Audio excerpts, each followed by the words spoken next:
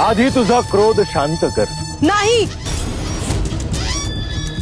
मी सदाशिवकडे गेले होते पण तो वाचलाय। पण त्याआधी मी तुमचे प्राण घेणार। ते एवढं सोपं नाही।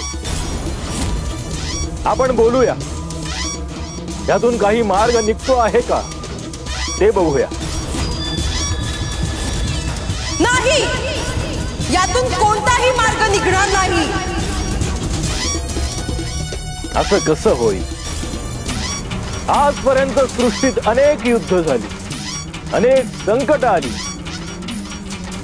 पण त्यातूनही मार्ग हा निघाला आहे। हे तर तुझं व्यक्तिगत दुःख आहे, एक अपघात आहे, यातूनही मार्ग हा निश्चित निघेल।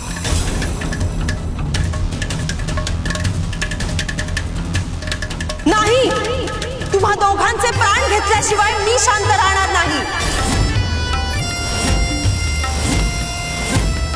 क्षणभर असं समज की तू आम्हा दोघांचेही प्राण घेतलेस, परंतु तुला जो तुझ्या अपत्यांचा विरह होतो आहे तो शांत होईल।